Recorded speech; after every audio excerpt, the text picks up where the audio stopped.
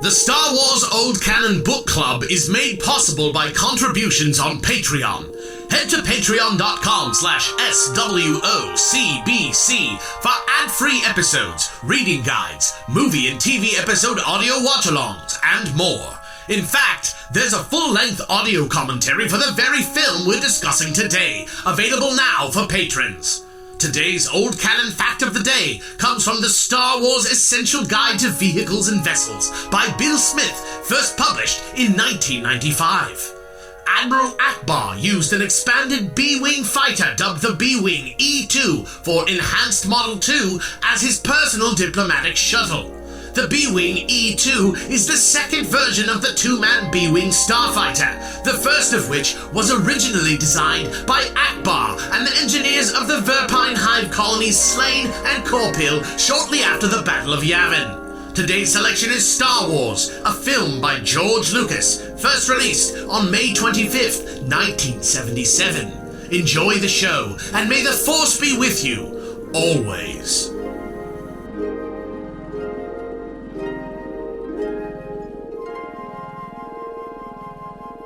Hello everyone, welcome back to more Star Wars Old Canon Book Club. Today, we are venturing in to a galaxy far, far away. Not that book stuff. Today we're talking movie. The first one. Star Wars. Again. This is big. This is one of the big three. We have, I'm excited to the book was really fun, but now we're in Star Wars. And we watched it in the OG mode with no A New Hope attached the way it was meant to be. We watched 4K 77 cut. Isn't cinema 4K? So you could argue. Well, it's the 4K 77 is like a specific. If you are a super fan on the internet, you'll know about 4K 77. It's like a specific sort of like recreation using 3 different prints or however many prints of the new in 4K to get it as close as accurate, theatrical. which is what we watched. Yeah. So and it was amazing, genuinely amazing. Yeah, it's great. I don't know how to describe it. Like, you ever watched The Godfather? Have you watched The Godfather recently? I mean, yes. I watched half of it on a thing, and I watched. What about it? Yeah, I watched all of it in the last 2 months. I think that sometime in the last 10, 15 years, The Godfather transitioned from being just a good old movie to a 70s movie in my mind. And when you watch it now, you go back and you see, the set dressing and the costumes are from the 70s, and the camera work is very 70s, and everything feels very 70s. The way people talk, it's very 70s. And I don't know if it was just because they got rid of all the CG and everything was had that film grain on it again.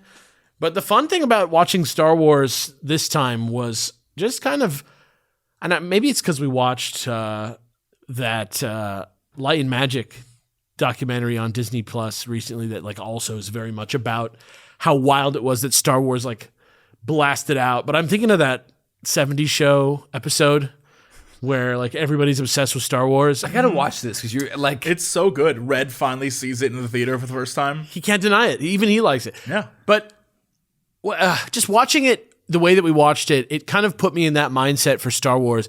And I really enjoyed it as a piece of media, outside of the baggage of the sequels and the characters outside of it. When you watch Drive, you weren't what happened to him after that? What about her? Did she get away? Who fucking cares? In the case of Star Wars, the good guys win. He saves the girl. The girl doesn't need saving. She's badass. He's going to leave, and then he doesn't leave because he's nice. That alone is a tight story, and I love the idea of it as he didn't know he was going to make a second one, and he just wanted to make this sort of... It basically is Drive, if you think about it. Drive came out, in 2010? Something like that, and it's about the 80s. It's about a style of movie, and it being no, this type of movie exists, and it was a style. And he's going, remember these movies from the 50s or whatever? It wasn't just movies, it was a style. Mm-hmm. And so that's what Star Wars is. It's a postmodern, just sort of pastiche of stuff. And dude, it just feels fresh. It feels more like watching a Quentin Tarantino movie or something, where it's like being edgy with it's smart. It's like a nerd's movie, like a film nerd's movie. Like you can tell that George Lucas is like cultured. Like he likes to watch TV, and he's like, I don't know. It just felt like a movie made by somebody in their 20s this time watching it and being very fresh. And I don't know. It was tight to like get there from like, peeling off years and years of my own nostalgia. I don't know. This was maybe one of my favorite times I've ever watched Star Wars. It had the feeling of seeing it with fresh eyes, and I don't know why, and I don't know if it was because it was this particular edit, or if it was because we've come off of so much new stuff recently, and I haven't just sat down to watch anything old, but just sitting there and realizing what was part of the original film that wasn't added in later by George Lucas.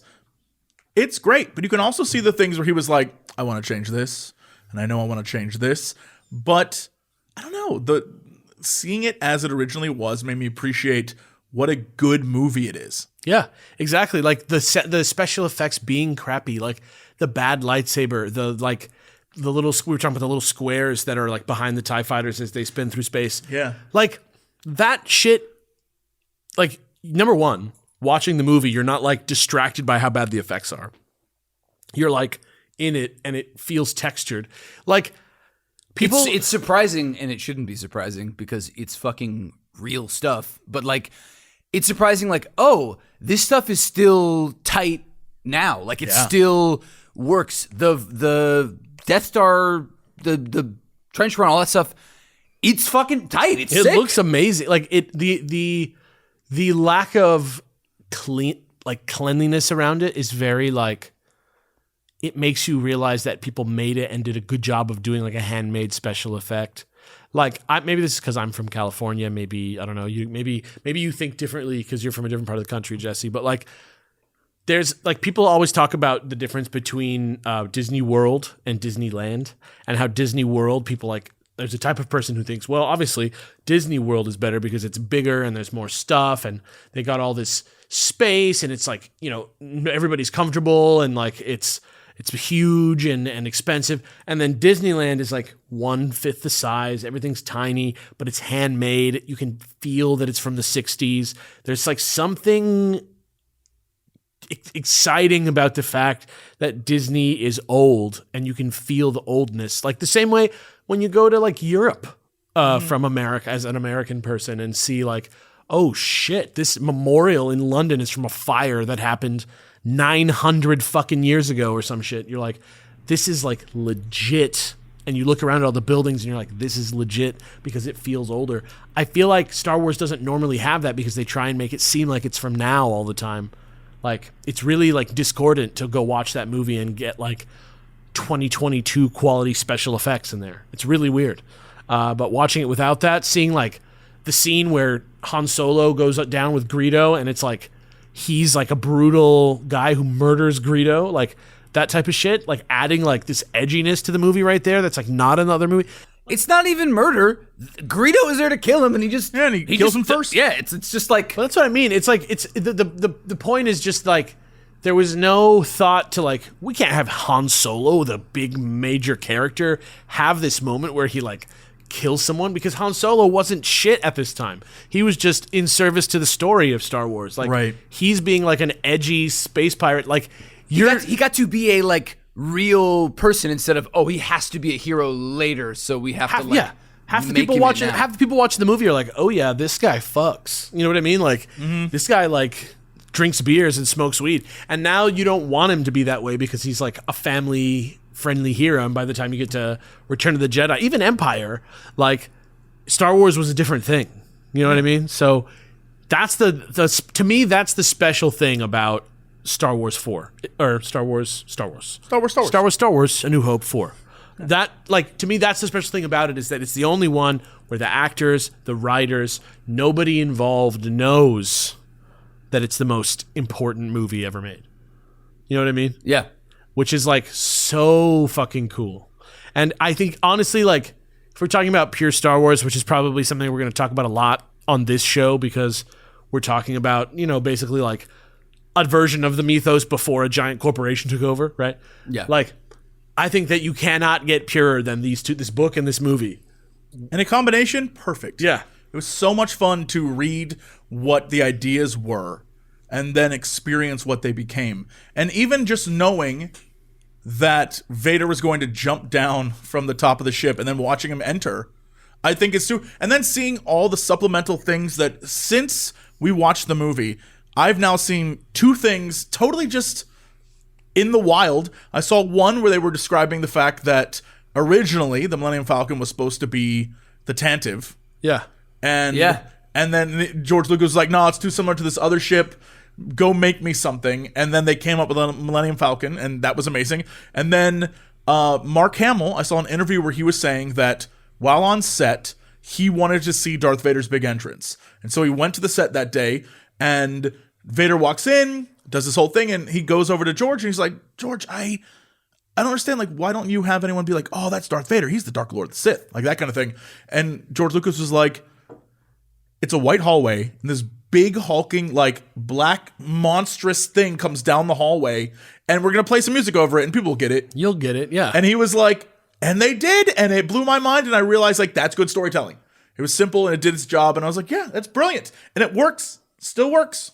Yeah, it's very, I don't know, like, even the idea, like, watching, like, how do I describe this? Like, you know Final Fantasy X? I do. You guys familiar with that game? I love that game. So, Final Fantasy X has, like, sequels. Yeah, it does. Yeah, and the sequels are, like, Final Fantasy X-2. Right. Or I think actually it only has one sequel. Yeah, Final Fantasy 13 has 2 sequels, perfect. though. Yeah, even better. Final Fantasy 13 has 2 full sequels. Final Fantasy Not a 13 fan. 2 and Final Fantasy 13 3, Three, yeah. Lightning's Revenge. Or Lightning's Return. I don't know. It doesn't matter. Not a Point is, they're like sequels to the story of Final Fantasy. You know what I mean? But watching Star Wars this time, in my mind, I've decided officially that in the Alex world of things that are true, only Alex world, the sequel to Star Wars is Indiana Jones. Because What? Because I'm excited to hear this explanation. Wait, what? it is like Star Wars is like the concept of Star Wars before like the characters took off and the world took off and stuff was just George Lucas being like, I want to like take this mythology and like mix it with this like very like this pastiche of like pop culture stuff from like a little while ago, like from when I was a kid, and kind of like grow that up, kind of like make it, you know, like an adult version for cool How can I people. Duneify, or like, how can I Samarify a Dune movie? That kind of thing, where it's like clearly a combination of all the things he loves. It's like Flash Gordon. It's Yes, like all this stuff. And then literally he was like, Steven, let's do that again, but with like the other type of guy, like a Tintin. Yeah. Like, and they did that again. And to me, that's the sequel. Like, to me, that's like the actual sequel to Star Wars. Like, It's like Shaun of the Dead to Hot Fuzz to the, it's like, it's not like the story is, it's like, here is my take on a different genre. yeah, exactly. And I feel like that's, and I also feel like what sort of holds that reading up for me is the fact that when he did actually go and make Star Wars again outside of his like first trilogy, when he came back and did the prequels, he did the same thing again. He chose a different type of thing, like an even older type of thing, something that probably would have been fully silent in the original form, and made that into like a giant modern blockbuster. He made like Charlie Chan looking type stuff, you know, like the very old school stuff. And I don't know, like thinking about Star Wars in that context, like if we're talking about pure Star Wars, I think there's something to that I think that is like something that still today gets us excited with Star Wars. Stuff like The Mandalorian really resonated with people because they look at it and they don't even realize, oh, finally Star Wars is returning to the like pop culture pastiche formula that it has. That's not what they're seeing. They're just like, I know cowboys. I like cowboys. Like I know. Right. And to me, that's good. To me, that's like, I don't know. Like I think that I want that to be my like guiding light through the process of reading through the new stuff, is like thinking about all the news, like all the stories and stuff from the old canon in my memory. Obviously, like if I'm going to be real, I haven't read an old canon book in years. Yeah. Maybe over a decade. Over a decade, yeah, for sure. Not even Heir to the Empire. Like I haven't even read. I like skimmed a couple passages from it because I was interested in what it read like when we were reading Thrawn on the old show. But like literally, like I was just like, I remember Heir to the Empire being like better written than this. So I went back and read it. Yeah, but my point is, I think that taking us through this old canon, I think anything that leans into this, I think is the more successful Star Warsification. I think that's like when somebody else is writing Star Wars besides George Lucas, I think we're going to find, and this is just my like working theory right now, is that like, I think that the pop culture element and the like pastiche element and like the, tropey romantic plot points, I think that's Star Wars. And I think that, I don't know, that was like my big takeaway from just watching this movie this time. I would be curious to see as we go through these books, because I've come to the conclusion, having watched this movie and just while you were talking, that the best Star Wars is Star Wars that is something plus space. Yeah, exactly where right. It's like cowboy plus space, or we love Dr. Aphra. Dr. Aphra is just Lady Indiana Jones plus space. Yeah.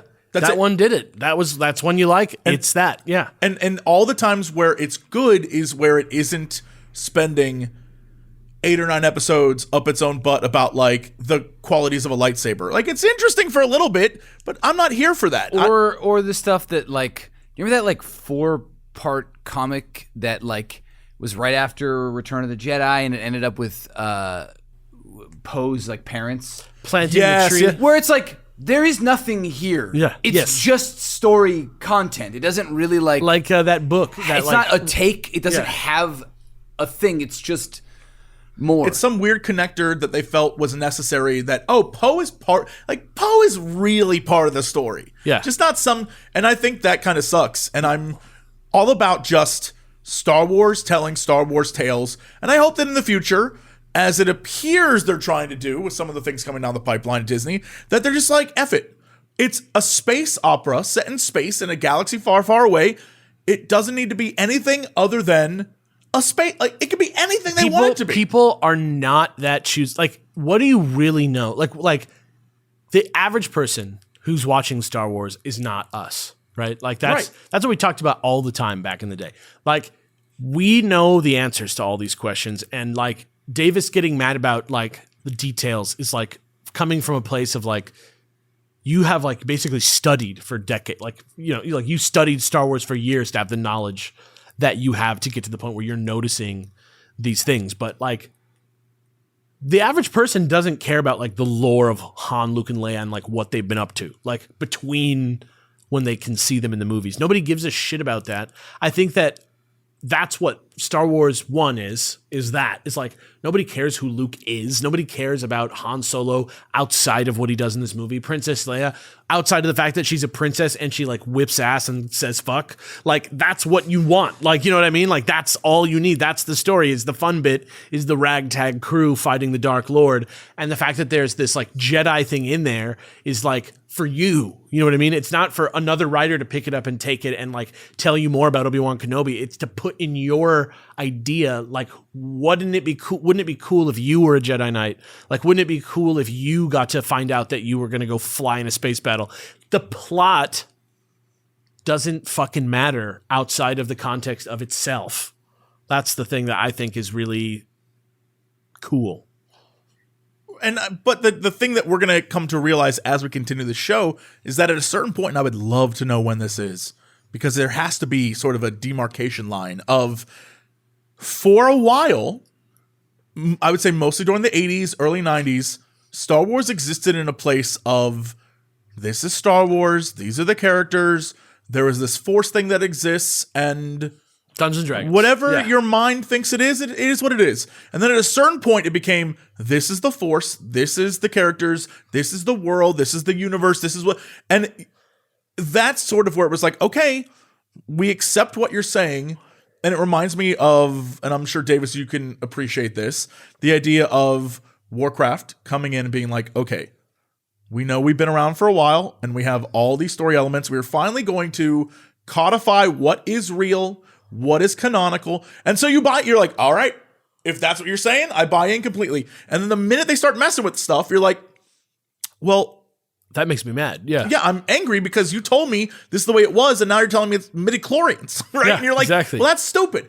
And so I think at some point we're going to find that either an author or some sort of like source book or something will happen where it's going to say to us, this is how this works. And then everyone's gonna be like, okay, that's how that works. And then from that point on, it's a shit show because we've been told.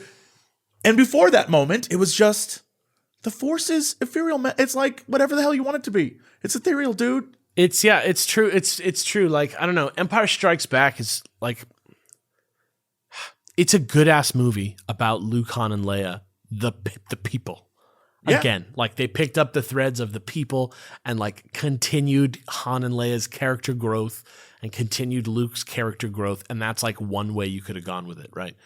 And I think that's what George had in mind. And I honestly don't think George was that close to the characters. Like, I don't know that. I mean, I can't speak for that yet. And I think when we look at, I think next we're going to do Splinter the Mind's Eye, which is like the Alan Dean Foster sort of version of a sequel to this. Yeah.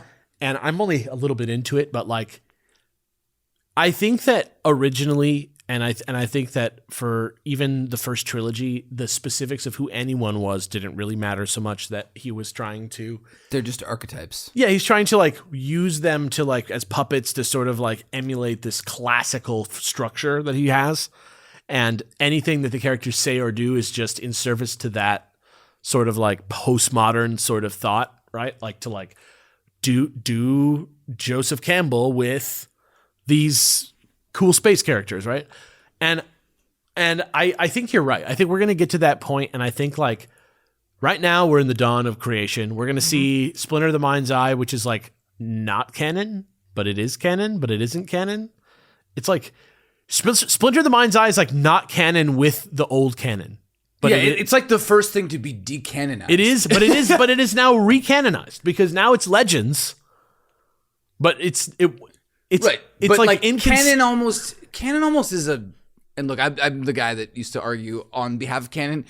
I have come a long way since then, and I'm like, Canon is almost, if you're not actually gonna like do it, if you're not gonna like have it written out, if it's not Lord of the Rings, because like Lord of the Rings comes out and you're like, that's one story. Lord of the Rings, they did it. Yeah. Like exactly. already, Return of the Jedi isn't canon with the other one. Like they already changed stuff. I don't think that Vader's being his father was the plan either originally, based on what we've seen. So it's tough, but like that is like, no, that didn't happen. Like that's like, yeah. Splinter of the Mind's Eye is just a different way for it to go. Sure.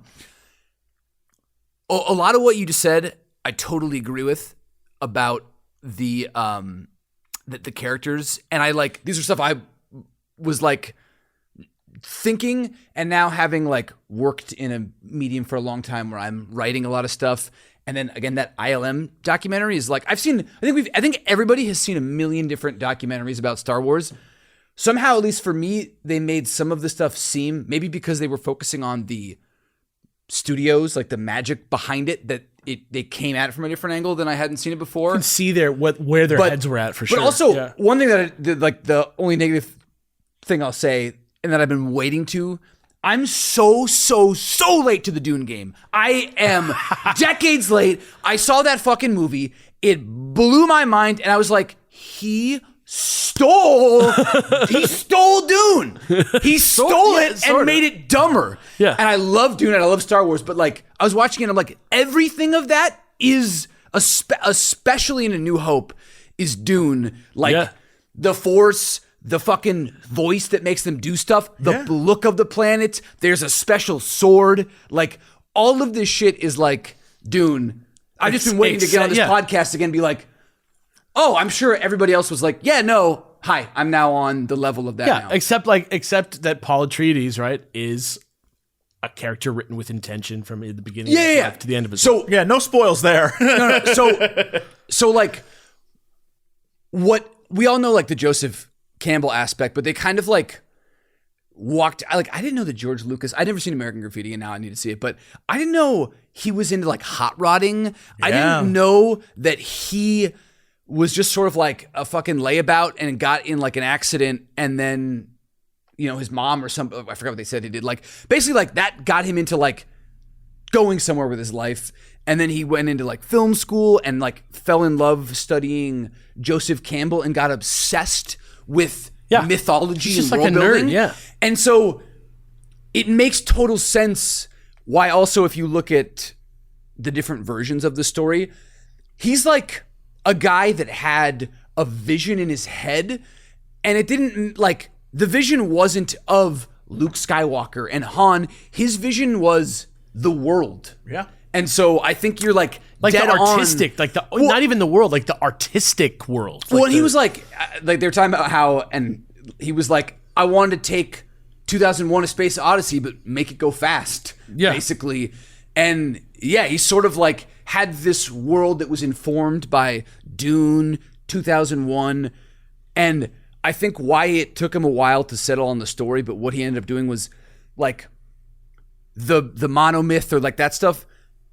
Storytelling, it's such a classic, compelling story that he just needed a skeleton to put his universe on. It's like left brain and right brain, kind of like Dune and Lord of the Rings are like all about the structure, the shape, the adherence to like geopolitical trends, like politics of humanity, mapped onto an entire race, languages, cultures. Star Wars is like, oh, this is the Gleep and these are the Poom Bams, and this is the fucking Squid Man who gets shot in the face. Like, that to me is the thing that's interesting about Star Wars versus those other things. Like in this case, Star Wars is a like amusement park or a ride, and the plot is just how we get there. You're like, what's a great way to show a small section of the world and open it up? We're going to do this guy. He's like in a farm, nothing, and we're going to like slowly have him meet characters, and it's going to go bigger. A movie that does this also that gets not the same love because Avatar is literally the same as Star Wars. I Will Die on This Hill. It is like incredible technology and a cool world and a really simple classic story, just designed to walk you through the world, basically. Yeah, well, and I think the brilliance behind that, Avatar is a good example. I think there are many examples in media that do the exact same thing, but it makes you appreciate how brilliant Lucas is here, because it's like, this is a film where they introduce a galaxy of possible stories, an empire that exists far away. We don't know. We saw one tiny part of the empire. The villain escapes. There are characters that we don't. There could be a second movie, and it might not even be about Han, Luke, and Leia. Exactly. It could be anything, and I think that's where the brilliance of it comes from. Obviously, for money reasons, people were like, we want to see Han, Luke, and Leia's story continue, but it could have been anything, and I think that's the brilliance behind it. It reminds me of, if anyone's ever played, for our gamers out there, the very first Dishonored. We got gamers here? The first Dishonored game is literally that game in a city. Is incredible. It's brilliant, but it has the same structure where it takes place in a city. You experience the city. You learn all this lore, but it's like outside the city is a whole bunch of other crazy shit. And the more you learn, the more you're like, I want to see that. And they never let you. And the whole point is because it's like, if we make a sequel, there's so much potential. And that is the same thing here. It's the same thing with anything that is left kind of vague and open, but at the same time, very hyper specific about what it's supposed to be. And so you're right. It isn't the like, oh, well, this type of Hobbit hates this type. It isn't completely fleshed out. It is wherever we go from here, we can do whatever, splitters of mine. It's man. more Let's get like, crazy. like, how do I describe this? Like comic books, the medium of comic books. And I think I'm specifically talking about like the one that I'm most familiar with, which is like the big two American comic book superhero comics, right? Like, there are things about the medium Archie and Garfield. Archie and Garchie. There's things about the Garchie's medium. not good. No, it's a sucks. ripoff. It's a ripoff. There's things about the medium of comics and superhero comics specifically that some people get mad about it sometimes, but I think like in order, like the Marvel Comics universe and the DC Comics universe aren't like, they don't work. They don't like make sense.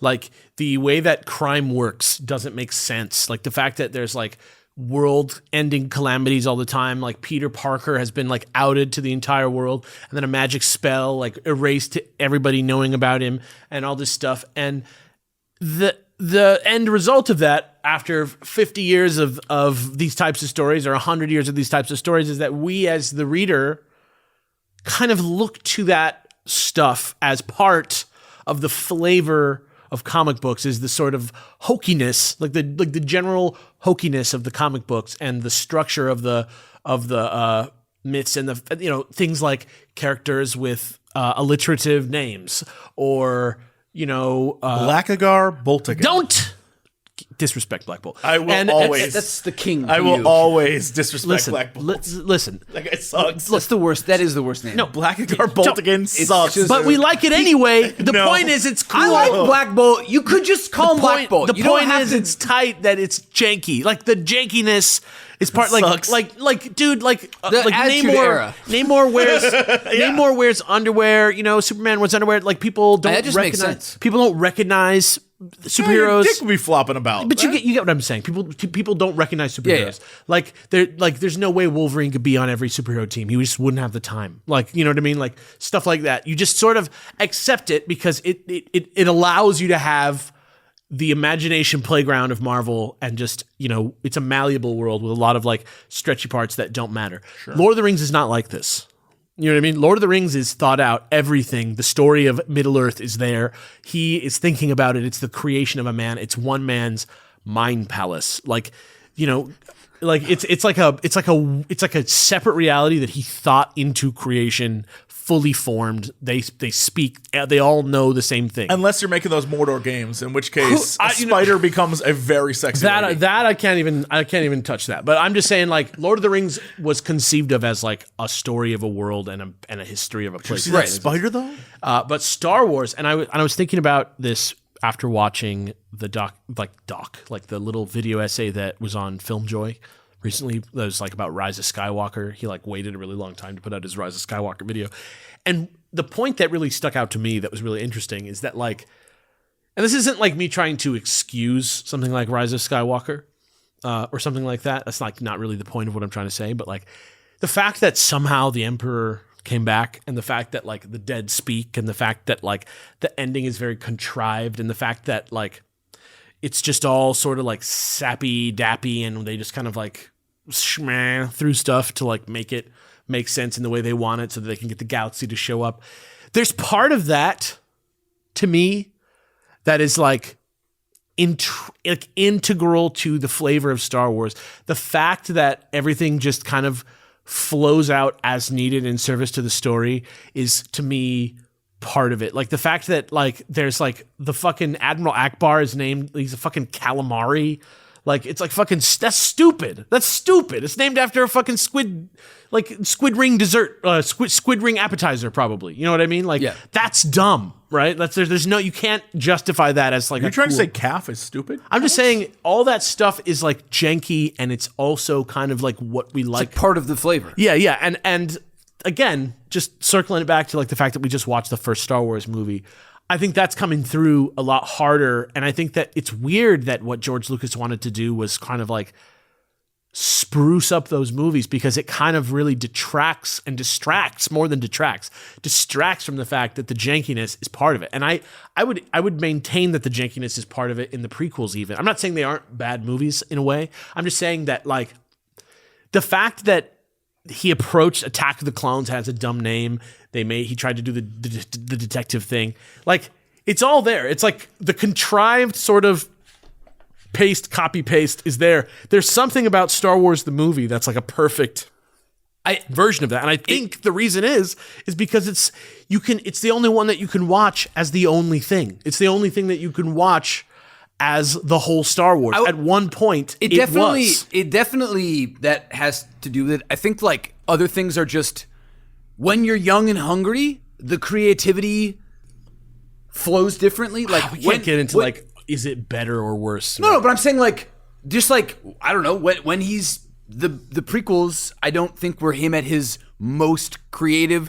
Also watching the ILM thing, everybody working at ILM is like a weird genius of another thing. Like it is a perfect storm of like young, hungry minds thinking outside the box to create something. Well, I would say the prequels in that context, the prequels are that again. Yeah, I think this whole conversation comes down to about the right time or moment to do these things. So like just going through everything you said, a great example is back to Rise of Skywalker. If the first movie in the new trilogy started with suddenly the Emperor's back, we don't know why, that would give us 3 movies to work out why. Like we would have time to sit on that and rest with it, because instead of doing it the last movie out of nowhere, it seems weird. That's why it hits you so hard. It just seems weird. And the same thing with the prequels. You can see exactly what he was trying. Like you said, he liked hot rods. You can see he was trying to do hot rods. He loves the Millennium detective Falcon stuff. was like a fucking. They took a UFO and then like bolted shit on Rotted top it out, of it. yeah. And it's super interesting to see all the different things. Like you can tell his hungry was a different type of hungry when it was with the prequels, because it was very clear they were trying to do something that just didn't work. Like they sat down and said, we're going to make a movie. We're going to green screen the shit out of it. We're going to go all full special effects. We're going to make it look amazing because this is the new technology. And at the end of the day, they realized, and I think a lot of people realized, that if actors aren't acting with like sets and other people, it looks stiff, it looks weird, and a lesson was learned. But the dude tried and he went 100% out on it, and I appreciate it. They're not my favorite, but I appreciate it. And I think there's just different phases of Star Wars and all the jankiness. There are times when it lands, like just original episode 4. There's no baggage. That's why. Well, like that's what that's what it is. Also, there's a hunger element, and there's a like. It sounds like he had this vision. I mean, he had help from his wife who edited and a bunch of his famous movie friends, but like things weren't going well. He had to like fight to get it. And then it seems like for especially episode 1, everyone's like, oh, it's George Lucas. He's got this. Mm-hmm. So yeah, I'm sure. But like the fucking stuff they were doing for ILM was stuff that people were making because they were like, oh, I just did stop motion in my free time. Like there was no brand, there was no you X-Wing had more yet. creative. You had like more sous chefs in the kitchen also helping, like, because there were he said like a lot of those shots from the cantina weren't even shot on the location. Yeah. They didn't have enough aliens, so they like picked up those shots later. And he's like, can you make me 8 cool aliens?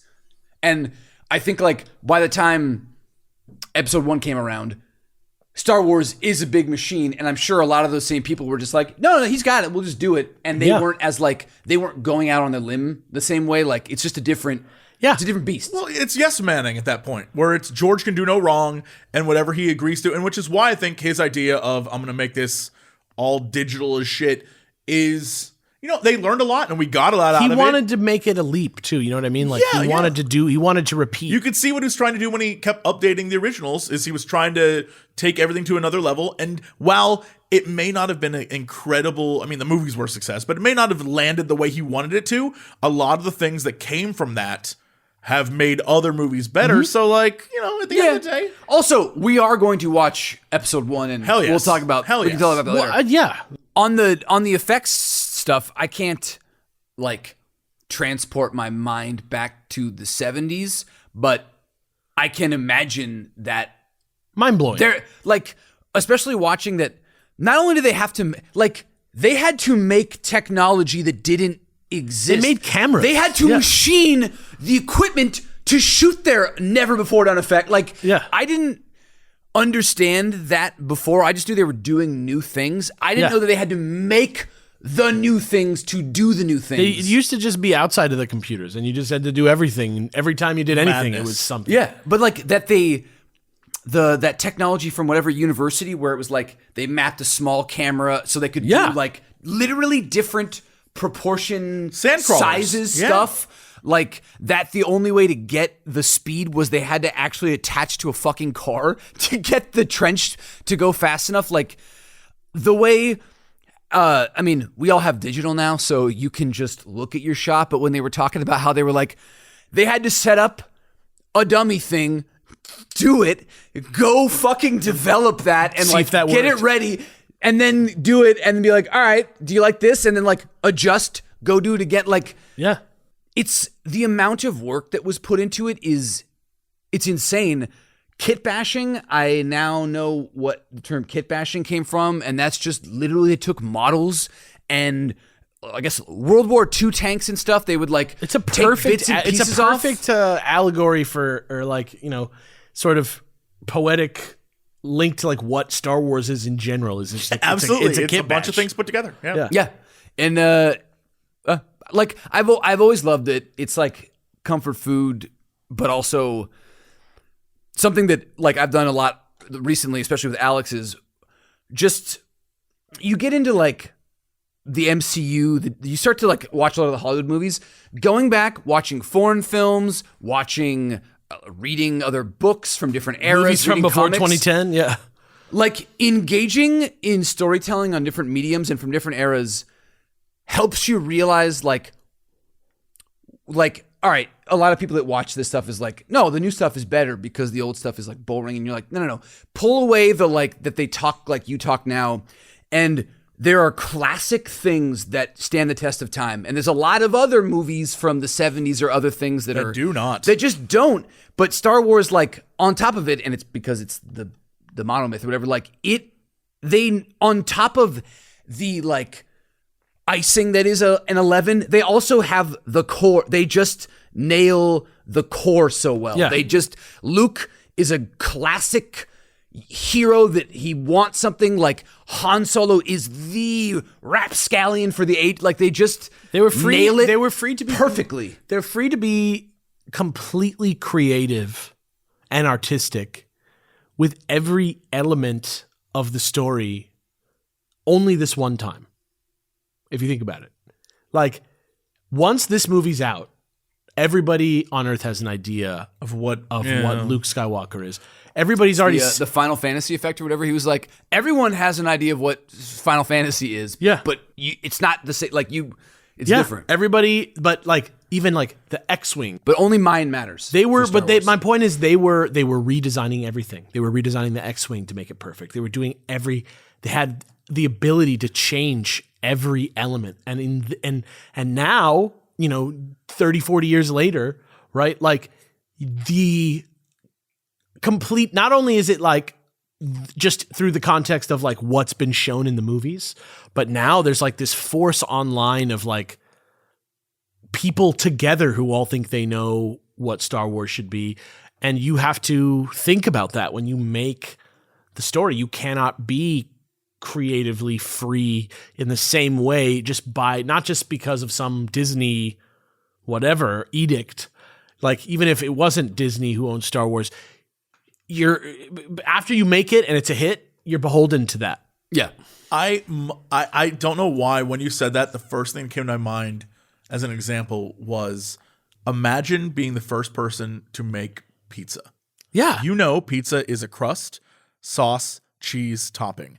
But over time, everyone has their own idea of what a good pizza should be, and people will fight about what a good pizza is, whether it's New York or Chicago or Detroit or whatever. They'll fight over it because at that point, we are now at the point where you can pick your pizza cult. There's so many different pizzas you can love, but originally, what it was at its base is the same thing every pizza really is. Yeah. And I think that's super, because at the end of the day, like, pizza's good. Pizza's good. No matter what pizza you're eating, it's probably delicious. Exactly. And I think that's Star Wars. Star Wars is like, you know what? It's good. But it's just, you know, I'm going to complain because it's not a New York style Star Wars. You know what I mean? It's that kind of thing. Yeah, I mean, you look To go also with this, because I was thinking about it earlier when we were talking about how it like it evolves. It also is like, I mean, pizza's a good example, or like burgers. Like, yeah. You keep putting more and more toppings, but it doesn't. But then you have the original, which is just really good sauce, really good cheese, and really good. And you're like, oh, this is better. Like, it's less. It has fewer. But better subjective, right? But you remember why the elements are here. Sure. Like, you know, meatballs are good, but do we need them? We just have this. Like, sorry, No, but I mean, you're right. Like, you can appreciate what the original was, and you can even say it's better, but to someone else, they might be like, no, I like mine with blue cheese and onion rings on it. Or I like mine with, dates or whatever, crazy shit on there. It's what we were just saying, about using Star Wars characters as just like marionettes to get your myth out. Yeah. Right? Like, that's not something that everybody thinks is the correct way to think about Star Wars. You know what I mean? Like, famously in 2017, somebody wrote a story about the characters of Star Wars and used them as like disposable characters to tell a mythical story. And like, it was a exercise in pure creativity, right? From The Last Jedi. Like, he's just trying to write a story, obviously. But like, because he did that in a time 40, 50 years after that, where, it's not just George Lucas's version of Star Wars. It's everyone's Star Wars. Yeah, you're changing like specifically Davis's version, specifically Jesse's version, specifically Alex's version.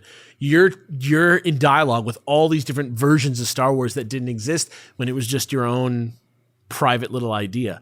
And I think, I don't know, like Star Wars, I think honestly is the perfect example for why we should be making new shit all the time rather than just retreading the same territory over and over again.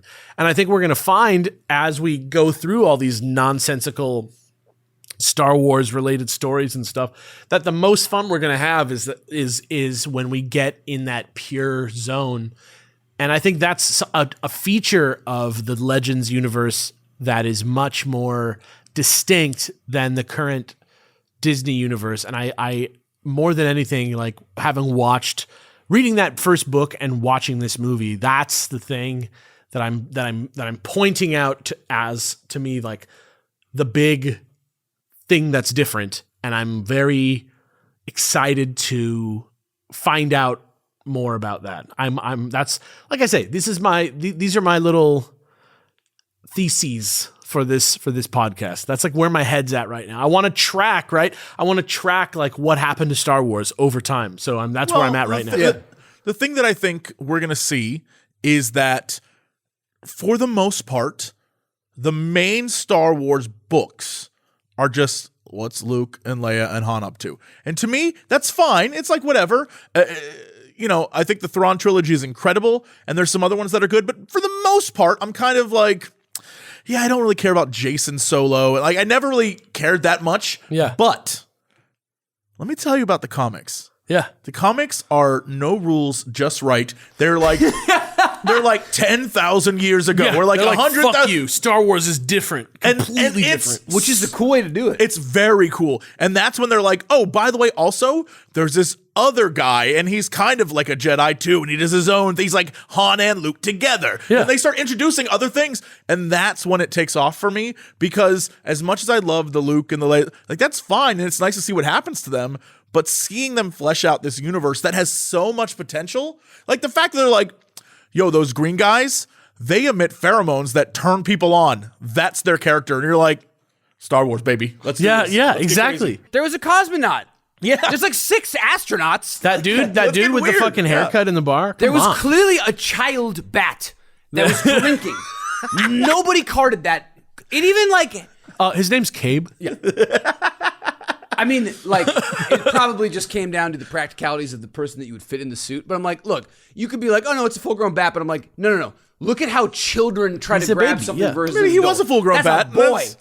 Maybe he's just got little bat arms. Yeah, maybe he's just a little tiny Batman. Look, his credit is... Maybe that's his credits Bat are Boy. good. Maybe that's Bat The Boy Bat from the Boy. tabloids. Yeah. What I love about... We're not going to get there for a little while with the video games because we got to get through the Ataris first, but what's so pure to me about the video games, or a lot of the video games that come out, like the Dark Forces and stuff that go off, they get to be... You get to like... They're separate. It's not the story, but you get to play in the world, and it's like almost an even better way to engage with Star Wars. Like, cool, you have the world, but now here's like you playing in it, and it has There really isn't some of the a stuff from larger- that, like you're gonna fight the stormtroopers, but it's like doesn't. There's no larger idea at play. There's no like they're not really trying to like how do I like Well, and like the yeah. stories are like the Valley of the Jedi, like the shit that they do. I think we all know, no one is like, no, that's really lore. Like Kyle Katarn comes into play and stuff more, but like the shit that happens in some of those games, you're like, that just can't, That's And Star and Wars. it's fun. Jedi Knight But 1 it's- and 2 but it's have like an a insane short- story. Yeah. Insane. That's it's like Star when Wars, They do, yeah. It's like when they do fucking any of those, like, what was it, like Batman Black and White, or anytime they're Yeah. like, we're going to just do short stories. They're not connected. They're not even connected to the canon. They're just a cool one-shot adventure with characters you're familiar Yeah. with. And that's like, the games do those really well. Then they start to, I think around like the PlayStation 2 era, they kind of all start to tie in. I'm thinking like, There's a lot of movies. There's a lot of movie All the games. prequel-related stuff, Prequel dude. related stuff, definitely. I think like Shadows of the Empire is a little different because that's like a whole cool thing. Rebel Assault was great. But Rebel Assault didn't tie into. Yes, it did. What are you talking No, about? I mean, it tied in, but it wasn't like... That's the thing. There's no larger. It's not like a media move in the way that it is today. Yeah. Like- Right, yes. Like even the books like the Black Fleet Crisis and the Jedi Academy trilogy, like all these insane things. There's no, even though they came out within just a couple years of each other, all these different things, and they're like huge, earth-shaking things. It's not like now where we have like the multiverse saga and the Infinity Saga, and it all matters, and you get weird books like Catalyst. Remember that book where it's like, I don't know, like it was a fine book, but like I don't understand why somebody would write a story with these events in it, you know? And it's just like, Well, it's designed to get hype in Star Wars fans for a movie that's coming out, but Right. it's a non-thing. It's It doesn't clearly matter. like it's clear to me that like the Black Fleet Crisis or these other things, it's like the good idea was what's going to happen in the story, Right. Rather than Yeah, they were made because they had something we need a story about tie-in. Captain Phasma. What I don't care. Like I'm sure you'll figure out something interesting to make it about. Don't worry about it. Like, That's the same thing that we saw when we went over the Aftermath books. The very first one was kind of like a nothing thing. It existed before we even got a first movie, Yeah. just to explain to us that there once was a battle on a place called Jakku, and then the other two books are so much better because they were like, write a story now. yeah. And I think that's the same thing here. Is we're going to see a lot of books that are just insane, crazy things. Again, we're going to get to a point where Chewbacca's got to watch out for moons, y'all. Dude, Like, we're going to get to some crazy... I can't wait. that's like the Game of Thrones time for Star Wars when just people just be dying. Like people Crazy. just start dying. Like characters that you love, just But I think 30 of them dead. the difference there is that Yeah. in the books, they had the audacity to kill the characters, and we would accept their deaths because we had 25 years of books. If you were a fan, you watched Luke and Leia, and they watched them get old. You watched their kids become the next line of Jedi. Yeah. You saw all that stuff. So as people start dying off, it's like, all right, Of course, people are mad, but it's not like now where it's like, yeah. Luke is ruined. That's because people hadn't seen Luke in a movie. Rebellion is finished. Yeah. Like, people hadn't seen them for 40 years. Yeah. I And don't so know. people are just like, I gotta know what's gonna happen. Oh, they're finally back. This is the best moment of my life, and you've taken it from me, which is a different experience. And I like get why people are angry. It reminds me of like celebrity deaths.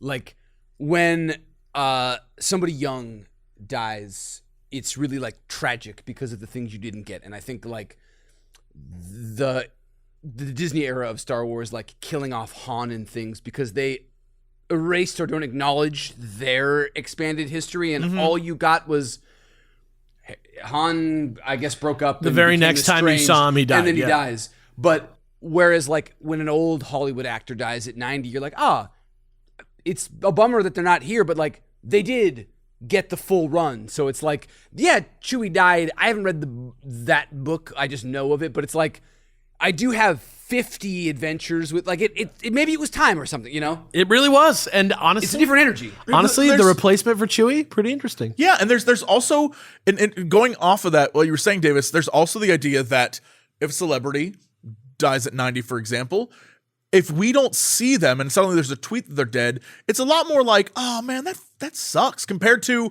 someone like a Betty White who is constantly around, who like is part of the culture, and it's like, wow, that's like very sad, and we're gonna think about that because she was like part of it, but it also isn't shocking, right? It's like, oh, that's like, you know, Chewie, as since this example, Chewie eventually getting mooned off and Mooned off. Come on, dude. Like He gets it's mooned to sad, death? and you're Get like, mooned, bro. and you're like, that's heartbreaking, but there isn't a lot of shock to it Yeah. It's like, oh, what the? But it isn't just like you're going to sit there and be like, I can't believe that happened. It's more like, wow, that's how Chewie dies. Yeah, Wow. and that's the same thing here. It's like, oh man, I am so disappointed that this celebrity died. I followed their career their entire life versus I'm in utter shock that this person died and I just saw it on Twitter and they were alive yesterday and everything seemed, it's like that kind of vibe. Yeah. And it's two different experiences. It's like, and that's what I think is rough about the new trilogy is that a lot of the stuff that happens, it's because we didn't have time with any of these people. And in these old books, we have so much time with them that by the time we're done, we're going to be like, that was satisfying as shit. I can be convinced of this. We can also talk. We're going to literally hit every story. Yeah. We're going to know We're going to see the whole thing. every step. Admiral Dala and the Sun Crusher, I am ready for it. The thing is, we are changing too, though. Like, it's not just different stories in Star Wars that like are the big thing that you're going to notice. Like, the idea of people getting mad about Han Solo dying in The Force Awakens, right? Like, part of the anger there is like from a business standpoint, you're like, oh, we killed him off. Now we can't get any more Han Solo movies. Like, in the sense of like, we're thinking about it from this outside perspective of like Harrison Ford, the actor, and like whether or not they would recast Han Solo or like I mean, I was thinking about it from the, who is this guy you're saying is Han Solo? Why is he like back to before when he was young and dumb, and then you killed him? It's just so weird. It's a little more than that. But that's what I'm saying. It's just this weird thing of like, people in the audience are like the producer now a lot. Like we talk about movies the same way we talk about like people going free agent, you know, like on like a sports team or something. Like there's a lot more like industry talk. Actually, I think what MCU started to like. Did you hear who signed a 9-picture deal? Yeah, exactly right. And like a 9-picture deal is insane, by the way. Like the fact that that's like something we don't. That was like really Samuel Jackson. Yeah. They were like, oh shit, and then he bowed out after like 3, and then came back at 7 later. Yeah, but like that's what I'm saying. Like we're thinking about it in that way now too. It's not. We're not thinking purely about the character wrapping up as a character. Like Han Solo dying. Like if in a different world where we thought about things differently, like even if we hadn't seen all that stuff and he comes and he dies and whatever, we lose him and he regresses to how he was before or whatever, like doesn't matter because you think to yourself, oh, this is just how he dies. But you know, we have this infinite story. It doesn't matter. Like if you think about Han Solo as a tool for stories, like there isn't even really a overarching plot to his life. It's just a series of events that happened that that is life, technically. Welcome to life. But I just mean like, okay. Series of plot points and then it ends. Well, it's for some characters, but like for a character like a human dies. Michael Corleone, though, for example, right? Every time you see him, it's like you're tracking an arc for the character that's happening, and that's the whole story of Michael Corleone. But that's because with that, there's an intention. That's like, exactly what I mean. They fought for every like Michael Corleone scene because they were like, this is his arc, and if we cut any bit of it, you will miss out on what makes him who he is. But that's what I'm saying. There is no Han Solo arc. You know what I mean? So like the fact there is a Han Solo. No, there's not though. Like there's not like here's the phase of his life where he did this and then he like learned and then his whole life is like one big lesson and it's like one literary storyline. It's like not. Well, I mean, he has an arc as a character. I think arc is the wrong word then. I'm talking about the life. I'm talking about the life of Han. It's not like a written plot where everything that's ever happened to Han Solo in stories is a narrative that all matches up. That's what I'm saying. But that's because his character is a rogue with a heart of gold with a backstory that really, truly should always be a mystery because that's what makes him a compelling character is not knowing what he's saying, if it's true or not, and what his real intentions are and why. And that's why everyone loves him. If he died in this movie, I wouldn't even be sad. Yeah, if he like gave his life to save Luke, then it would be like, yeah, all right, he got his money and turned around and saved Luke, and that's fine. What a great ending for that character at the end. It checks out, yeah. I like it better when the stakes are lower for death in an adventure story. Like, they're not real. There's no reason that they need to be alive. That's what I'm saying. Like Han Solo in the sequel trilogy, there's no reason that he needs to be alive. It's just that it's done in a way that was unsatisfying to people. And so there's like anger there instead of like totally what should be there, which is just like, oh, so that's the end of Han Solo. You know what I mean? Like you tell stories because they are emotionally resonant. So, like, pretending like it's weird that people got attached to a person that is weird. Hundreds of people over half a century really wanted you to like. It's completely natural that you would so Davis care. is still really mad about the sequels, but here's the thing. No, but you're trying to he is. I actually kind of agree with Davis on this, though. No, but I'm just saying the difference is we like movies because they make things that aren't real for us. I know, but we're getting very far away from my point, which is that the difference is between Han Solo in Force Awakens, which is a movie that's not very good in is it a classic sense, right? It's like probably not going to be as important to movies as even Episode 1 is, right? Like, I mean, you're right. Star Wars, you know, it's the return of Star Wars again, but like, it was a big high profile thing. He died. Everybody was mad. And it's because of the point that I'm making is that the reason that there's this feeling about that is because there is this 50 years, this community of people that are all waiting to see what happens, and then he dies. But if Han Solo, if you don't know that Han Solo is going to be Han Solo, the character who has all these adventures, you know, he could be the guy who dies. It's like in he's Poe. Yeah. Like, yeah, if Poe died, I wouldn't have cared. Like, I wouldn't have been like, they wasted Poe. Like that, you know, that sort of thing. And so I think the fun of this movie is that we're in that zone. And this whole podcast is the like.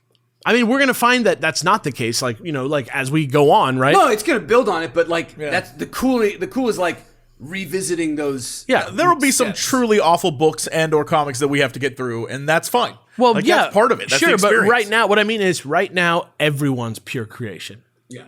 Right now, where we're at, we're Willy Wonka's chocolate factory right now. Yeah, like right Holy now, everyone's pure. There's no like should be, ought to be. No one fell in the chocolate river. Yeah, there's no character had a way they should have turned out that they didn't turn out. Right. Like there's no speculation. There's nothing to base anything off of. This is the only time in this entire like evolution of us reading through Star Wars that this is. Even by the time we read the next thing. And actually, Splinter of the Mind's Eye is especially interesting because it itself got erased. And then the next thing was the holiday special, which also got erased, but also brought Boba Fett. Like, we're going to get this like huge, weird mess, and we're going to kind of track and see all the different fandom. Because I think Star Wars... Before they codified what Star Wars was, yeah, there's this... fandom rage, even what that was, right? I would love, if anyone out there listening right now either has access to or knows someone... I would love to know what people in 1979, 1980 thought Star Wars was going to be. Yeah. There's like someone wrote an article or like some kid just wrote like fan fiction, whatever literally Alan Dean Foster is that kid, and we're going to read it right after this. But I'm like, there's clearly a time period where there were two movies. Like even after the end of Empire. Yeah.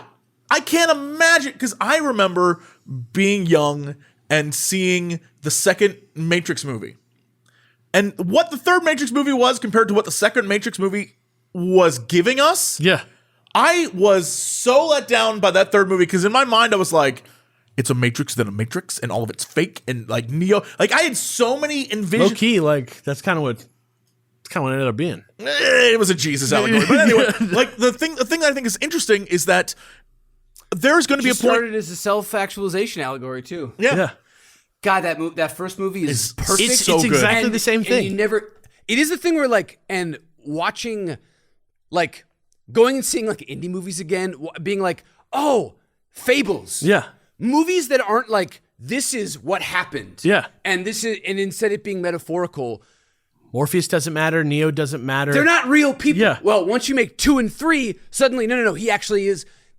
He was a stand-in for anybody. Anybody could be. It literally ends with him talking to like you, right? Being like you could be the one, but no. Now he is the only one, and Morpheus is Morpheus. Now we got to figure that out. Yeah. But then once you do that, and that's you're saying this like it is a fable. We are they even free. start with the like there was a republic. Don't worry about that. It doesn't matter about. Don't. Yeah. All you have to know is this. Like there is this purity because then it like you know that it's a story, not an event. Like, yeah, the only thing people can be mad about right now, if they read the book and they watch the movie, is the color of the X-wings, a couple missing Things. scenes. Well, let's talk about specifics of the movie then, because I'm just the image of the book that, like, I probably talked about on this podcast. Jesse, we used to watch Game of Thrones together. We did. Of the group, you were the only one that read the book. Everybody else hadn't. And you had that air about you, like, and it's totally like, I get you were it. blind every week on what was going to happen in the episode, just like everybody else too, right? You just were finding out how different it was. No, I sat there like a smug asshole. Famously, motherfucker brought to the Red Wedding. None of us knew what the fuck was happening. Jesse shows up with a fucking, like, red velvet wedding cake. Literally, that says Happy Wedding Day. And I think we're all like, Oh, that's cute. what does this... No, we were like, this is by season 3? Yeah, this is... Like, everyone knew bad shit was going to happen. We were like, what does this mean? And you're like... I was like, enjoy your cake, guys. That was the most... That ending of the episode where everybody was dead quiet and Ryan Tellez just screamed, no! Like, do you remember? He was like... Yes. We also were probably drinking during it, yes. too. But it was like... And Jesse, it's just like... It was... I'm just wondering... there had to have been at least literally one person who was like, I read the book, and like showed up and was like, they're supposed to drop through the ceiling. Like, I just, Yeah. I'm trying to do like Krendor's voice. Yeah. I don't know why, but even though those people can be obnoxious sometimes or not, the idea that there might have been somebody so juicy, so beautiful to me that they're like, well, this, but. That's just what's interesting, right? Like, that's the special thing that we're in, is like total purity right now. Like, there's only been one story told. It's been told twice. One was directly based off the other. Yeah. There's really, like, if you like were smoking a joint or something in between, you probably don't even remember the differences between the movie and the book.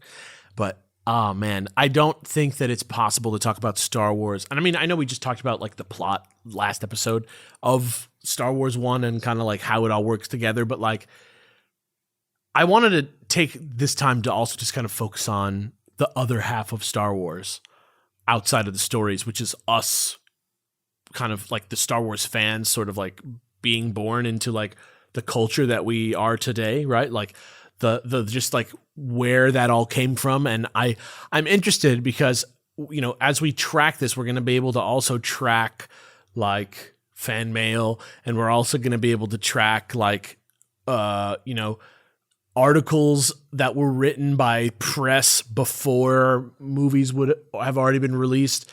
And you know, as we get into that type of stuff, like to me, that conversation and what's going on behind the scenes with like creative, like, you know, there's like a huge drought for like 7 and 8 years where there was no Star Wars media, you know, like stuff like that. Like, I'm just so interested in how that created Star Wars fans as much as I'm interested in how it created Star Wars, the world. Well, you have to think about the fact that all of us talking right now, Yeah. none of us were Alive. we weren't around for the original trilogy. I think I was maybe a baby during Return of the Jedi. Maybe 83? Yeah. Yes, I would have been but you guys weren't around. I was not alive. And I was dead for that. and I think it's certainly interesting that I know that I was a huge Star Wars fan as a kid, but I don't think I can pinpoint when that switch flipped. I don't know if it was like I was over at a friend's house. I remember being at a friend's house watching Spaceballs for the first time as a kid. Yeah. And being like, that was hilarious, but it's already because I love Star Wars. I don't know when I like grew into it as a child. And I don't know when I saw a movie, when I was, it's always baffled me. It just was always there. My friend's dad had a VHS tape of it that had the like romantic cover where he's holding the lightsaber up. Yeah. With like Babe Leia on the side. You know that one? Yes. He had that and it was like dilapidated. And I can't imagine that it was that old because it was a VHS tape and it was like the early 90s, because I know for sure that it was before the special edition, because I had the version. When I saw that, I saw Star Wars 1 and I was like, this is the coolest thing I've ever seen when I was like, you know, 7 or 8 years I'm old. I'm so surprised you can remember that. I can't remember when I first watched Ray it. Bradbury can remember being born. I mean, I've talked about it on this podcast before. I grew up watching them because our neighbor Barbara would babysit us during my parents' date night. She had all of the like original Kenner toys from when her son was a kid. And so I would just watch one of the movies each week, every Wednesday night, play with all of the toys, and then I would eat a fucking Tyson's Amazing. patty Yes. with mayonnaise and ketchup and a big tall of 2% milk. Good Lord. Glass. That's exactly how I like. That is like a 90s kids So meal. that's what forbidden. every week. That was my life for What's the name of the one with the penguin? Oh my God. The Manly Meals or whatever they're called? No, the Hungry Man. No. Hungry Man was different. This Fuck, I'm talking about. Yeah. there's the that's kids something. with the one with the brownie, right? Yes, That's you would the- microwave it and the brownie would like rise in the microwave. That's the one. That's the Star Wars meal for me. But I got the cassette. I saw the first one and I was like, that's it. And then for like my birthday or Christmas, I got the Leonard Maltin trilogy, the one that has the half faces. Yes, but it's yes. the original cuts, and it's Leonard Maltin interviewing George Lucas at the top of each tape. And George Lucas has like the biggest goiter on earth or something. I don't know. He's not looking too great. But I remember watching that, and it's interesting to think that I was a Star Wars fan as a kid before the special edition came out, and that at age 9 or 10 when I saw that movie, I had a like fan rage moment about how weird it was that there were all these extra scenes in my movie. Interesting. You know?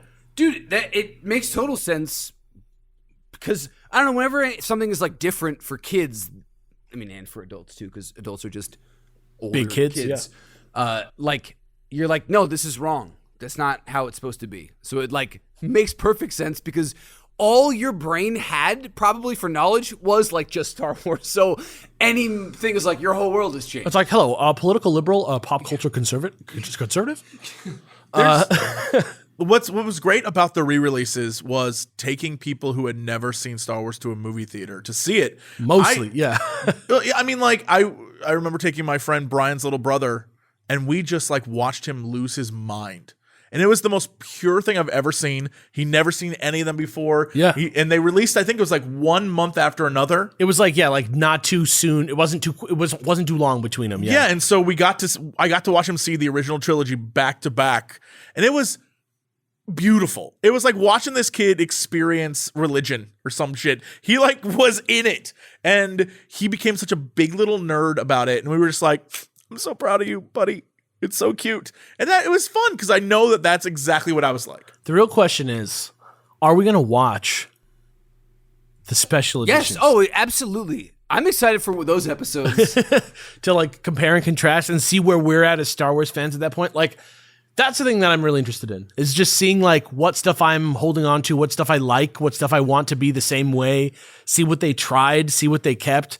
Like, dude, these Lando and Han Solo books that are about to come down the pipes, the fucking TV show, the cartoons, the Sindel Tawani We're gonna watch that movies. wild ass Ewok movie. Whoa, all right, never There's mind. two of them. Yeah. There's two of them. Yeah, we're gonna watch Those both of are them. wild as shit, dude. You know what's crazy is the little fast dude from one of those movies. He's in Star Tours, and I think I might be wrong, but I can almost I haven't seen it since I was a baby, like not a baby, but like a young boy.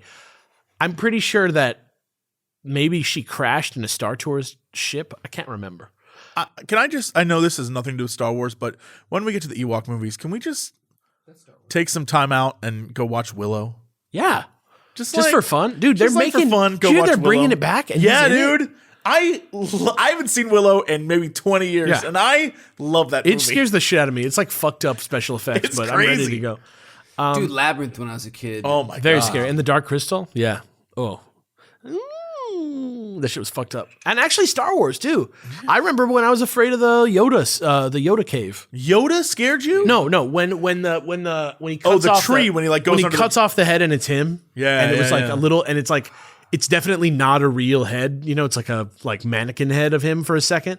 That's when it like fucking freaked me out. And then you see his like real face in there. You mean like when they blow it off and then they like it's put like him it's in like a there? special effect for a Yeah. second, and it looks like janky. I don't even know if they kept that in the special I edition. know exactly what you're talking about now. Yeah. There's that weird moment where it's like a little too like It's like one insert shot. It's like smoky, and it looks like it doesn't shit. look Yeah. right. Yeah. That scared the shit out of me when I was a kid. But anyway, Star Wars, right? That was good. Do we have anything else we want to go through? Like, Yeah, well, there's a couple little changes we can talk about that I like, and we kind of talked about it last episode about like re-looking at novelizations of movies as being not two of the same thing, but cool companion pieces, because like it was really cool. You always know that there was more of Biggs, and being able to read the book, I feel like I got Biggs, and like you got like an extra storyline, like how you're talking about with like Han Solo. Maybe in a different universe, Biggs lived, and Biggs is the Han, but he wasn't, and he got to die, and you got to feel it. And then the book, you got to see who he was to Luke. They got an extended fight scene where they all got moments, and then he died, and that was really cool. So not needed in the movie because he already's got like three mentors. It's just about pacing, yeah. Well, it's like you got like him, Han, and Obi-Wan. It's clear. Kind of like clear. all, yeah. It was probably a real simple decision when like you had all of his friends watch the movie who like they like, probably weren't feeling great about the Wormy nickname anyway. Probably wanted, they're like, we can lose that. And the final battle, is a lot more truncated, but you don't. It's really cool that they had more there, but you don't actually need it. The impression is the same, yeah. And you can't, in a book format where you can explain, like how you were talking about, like, he was like, why didn't you have somebody say, it's the Dark Lord of the Sith? And you're like, he's in a fucking, like, a picture is worth 1,000 words, so you have to type those out in a book, or write them out in a book, but you can just see them, so you didn't need it. What are the big changes? There's really not that many. Like, it's gory. Things that were interesting that you could notice were like I was surprised to find that the like imagery shots of Obi-Wan like slinking around the Death Star are there. They're just like a shot of Alec Guinness walking. So he's like walking like a human would walk. He's just instead of shadow he's just jumping. Like, he's like creeped over, but they didn't like. You could just see how it's effects. paced. You can just see how it's paced similarly, much more than you might think. And I never would have thought about, like, it colored my watching of the movie to think about him, like, maybe he's using the Force during this scene, like maybe he's slinking around. It's exciting to like see that built out. And like I say, a book is just a different medium than a film. Like, what works in one doesn't necessarily work in the other. And I think I touched on this actually even last time, but talking about underlining and pointing out pop culture genres and like postmodern genres, especially the supermarket mass paperback adaptation is a fine art of its own now. Yeah. And that Star Wars one is one of the classics of this. Like, I didn't realize how many like millions and millions of copies it sold, right? It was like a huge deal. But Quentin Tarantino recently wrote the mass market supermarket version of Once Upon a Time in Hollywood. And it doesn't have the scene where he kills the people at the end at all. It's just not in the story. And it like is the framing device for the whole story is, what's his name? Oh, fuck. I can't remember Leonardo DiCaprio's name. Whatever his name is. Yeah. I can't remember his name, but he's old. And the framing device of the story is him watching the little girl get an Oscar as an adult woman. You know what I mean? Interesting. And it works because it's still the same Rick Dalton. It's the same. Thank you, myself. And that was a novelization version of you that. Yeah, I'm just saying, like the impression that you get from the movie version of Star Wars and the impression that you get from the book version of Star Wars, I would say, are like fucking the same. Like, I feel like the book is like the book version of this movie, but yeah, it's the same story, but it's like a guy, even like your grandfather, your uncle telling you the story. But I got the impression, like I got the same impression of Obi-Wan from the film that I got from the book. But the difference, it's just told, it's like the way that you get that from my imagination is different in film versus book form. Yeah, one of the things that I thought was interesting coming out of watching the movie is the fact that one of the complaints I had about the book was that they never describe anything in great detail. It's always like, this is a thing, and this is how it works, and he kind of is wearing a dark outfit, let's move on. And when you see it in the movie, obviously you're getting the visualization of what it is. But at the same time, the things that the book does do well are just, you're unable to put that in a movie. And so having the two together is like a really solid, compelling, it's like HD Star Wars. Yeah, it's like, I feel even better about this movie now that I've read the book. I am super into what I'm seeing. Yeah, it like just perfectly complements it. Absolutely. in a way that I'm like very excited, and now I'm like, fuck, what other, is there a great list of like surprising movie tie-in books that aren't just cash-ins that are Well, like get ready this? for like the next 3 movies that we watch, because I believe that each one of the books for each one of the movies is by a different author. So I'm kind of excited about that. Oh, to get the different styles. But I mean, I don't know, but I don't know why but it's true. Like, they are all different guys. I know that we've all said this a million times, but the idea of it being, and Davis, you were just saying this, like a story someone is telling. When you think about the book, it does a great job where, unlike other, like you were saying, the supermarket kind of like books, where they try to do this whole different thing. The recycled paper smell books. Yeah, this one just straight up feels like a dude telling you a story. And just how, if I was telling you a story about something, I wouldn't spend 20 minutes describing a character. I'm telling the story. I'd be like, yeah, so this is like kind of how the Force works. Yeah, it's and not this one fucking dude uses Hemingway, it to choke people. right? Yeah. Yeah, and that's, again, I think it extremely complements, because now you've basically had 2 people tell you a story, and even though they're slightly different, knowing both stories makes you a better person. And I love that. I think that's super cool. Yeah. yeah. Enjoyed it. I really liked it. I liked the book. I liked the movie. I was surprised how, like, much they... I was surprised how much I didn't mind reading the exact same story and then Yes, watching exactly. it again. It actually, like, enhanced my experience rather than made me bored. Yeah. Yeah. Kind of interesting. The I don't know. It was well cast. It's just a great. I fucking love that movie. Mark Hamill's great. He really is annoying. Anthony Daniels. He is a teenager who doesn't want to be there. Like, it's he's not supposed to be the cool guy. What's that flashing? The Anthony Daniels it's just doesn't weird know because what he is yet. He's so handsome. Like, Yeah. before he gets in the motorcycle accident, Mark Hamill is a very sexy. He's not an ugly guy, but we'll see in the next movie. Look at his face is. He looks very fucked up in the next movie, but in Return of the Jedi, he doesn't look that fucked up. He looks like Mark Hamill. I mean, a lot of plastic surgeries happen between. Yeah, now yes, and then. yes. But Empire is like He looks very close he looks to when it rough, happened. He looks rough in Empire, yeah. And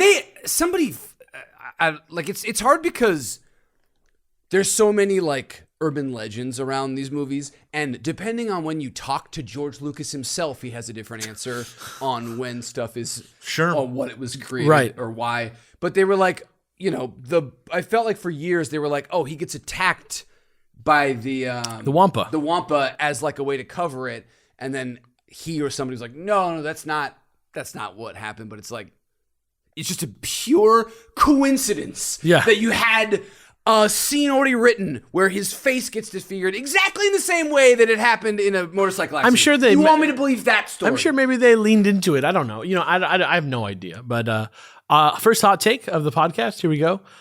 Too many Wampas in the old canon. I'll throw that out there. It's the rancor of the old canon is Wampas. There's too many.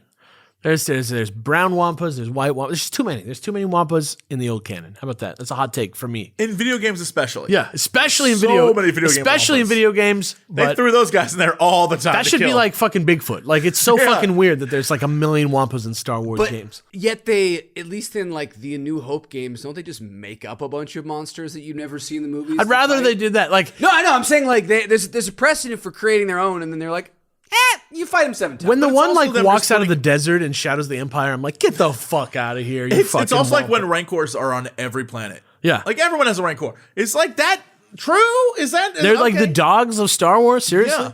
I don't know, but yeah, I don't know. That's all fun stuff, and I'm gonna explore the flavor of inconsistencies in Star Wars over the years. I'm interested to see how we react now, because I didn't care about inconsistencies.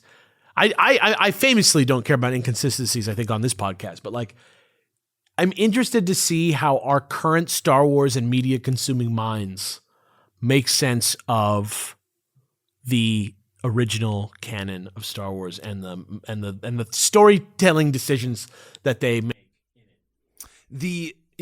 I Didn't bother me back I in the know day. that as a kid, most of it didn't bother me Not because at I all, wasn't yeah. like, this doesn't make sense. Kyle Katarn, if he could do this, where was he during the event? Like, Yeah. it wasn't that. But I also was like, I don't like the special editions. I did not love. By the time Attack of the Clones came out, I was like, a high schooler who had hot takes on everything. So I like already was like, fuck this. But That's how I feel about Wampas in the old like, yeah, I'm just joking. early on, what was it? Grant Morrison in Yeah. what was the book that you had? Super Gods? It just talks about like the problem with like the comics authority and the way people would look at like when people get weird about like Batman and Robin's relationship. You're like, kids don't care. That's how like don't worry about it. Kids aren't old enough to Just- have learned to be afraid of gay people yet, like you adults. Right, but like, and that's I think how I approached it too. I'm just like, here's a new piece of Star Wars. I don't think my mind needed to have it slot into this like ongoing narrative the way that. But it kind of does. But it kind of does now, right? It does now, and I'm trying to deprogram that for my own enjoyment and just for the understanding of like, you know what? It would matter more if it was like they set out with the intention of doing all this, but now it's 60 years or however many years later, and now they're like, you're just trying to make it I'm interested work. genuinely to see how much of it's baked into the text itself and how much of it's baked into the context. How much the rage comes from how much the rage comes from the actual script that we're reading, you know, of like The Bad Batch or whatever the fuck, or Boba Fett the show. I wonder if it's just the show itself being bad or something that's making me not like it in that way, or if it's my mentality now. I'm interested to see because I haven't read any of this shit. Like I haven't read any like Truce at Baccarat. Like, Oh, yeah. There's just so yeah, many. I There's can't just so wait. many like the Han Solo trilogy, Bollocks, and I Blue can't wait Max. till we get the Lando trilogy where Yeah. he's stealing fleets and shit. Yeah, there's just Excited. I haven't read any of it, and I just can't wait to see how much benefit of a doubt I'm willing to give, and if that's something that has changed in me over the years, or if the writing is just amazing. Honestly, I feel like what we'll discover is that every time something new in the Star Wars world came out before episode 1 and they started down this new path. Yeah. During that, I don't know, 10-year, 15 yeah, years? 15-year period, even if it was bad Star Wars, it was new Star Wars, and we were just thrilled to have it exist. Yeah. And so because you look at, even if you go look at the video games or the comics, some of them are just Jedi Knight. The 1 and cutscenes 2, are whack, dude. like they're fun, but if you're there for story or like any of it making sense, it's not gonna. And so I think our standards were just different. And then once George Lucas said everything is gonna be this way and I'm gonna set some lore to it and we're gonna create this thing, then I think expectations changed because it was like, oh, this show is about this thing. Right. And this movie connects to this thing. And now we have these cartoons, and suddenly it's a bigger thing than it was, because for a while it was just a bunch of, Nerds. yeah, hoping they get something new. It had like the energy of like YouTube collabs in 2012 Yes. versus like YouTube Yes. collabs in 2022. Well, and something that is way different now is like we now have no content drought. Like as a kid, that like cartridge of Star Wars for the Game Boy got every inch of it used Yes. up. There was nothing but bone and even very little of that left. Now it's it's whatever. So not only were we excited to get more, we did that shit dirty. Like no stone was unturned with that stuff. yeah. So It's crazy. Star Wars Rebellion played that game so much, broke Dude. my PC. Is that one of the strategy ones? Yeah, that one was great. Dude, I can't wait to get to all this shit. It's all on the horizon, and it's like, I'm just very happy that it's all coming down the pipes. And there's all kinds of surprises that we have in store for the listener as well to roll out over the next couple months, which is also exciting to me. I don't know. That's exciting. I like it. I'm excited that we are this far.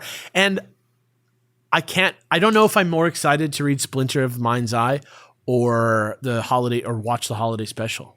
I literally don't know which one is more exciting to me right now in this context. I have no idea. It's so exciting. the good thing is we don't have to pick. We're just gonna go through it. a Yeah. list. Yeah, I know. I just like they're so interesting to me in this context. Like I never really was like that guy who was like, it's Christmas, let's watch the holiday special. But watching it and being like, Alex hates Christmas. You Just heard being that? like, I heard that. that's fine. I heard that. I'm fine with that. I do. I do hate Christmas. It's just interesting to me to be like, all right, the Star Wars Holiday Special is them trying to decide what to do next with Star Wars before they decided to make a movie, and it's in the context of like a fucking, TV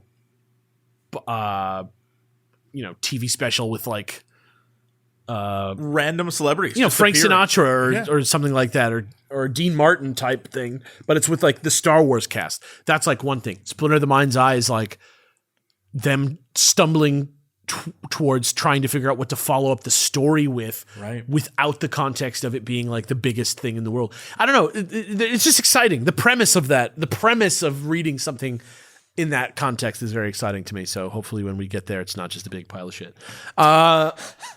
Yeah. But if it is, it'll be a pile of shit that An interesting we all pile of shit. experience together. Absolutely. And I think that's part of the fun is when you go digging for treasure, you sometimes find old fossilized pieces of shit. Oh yeah. So get ready for that. I already read 40 pages of Splinter of the Mind's Eye.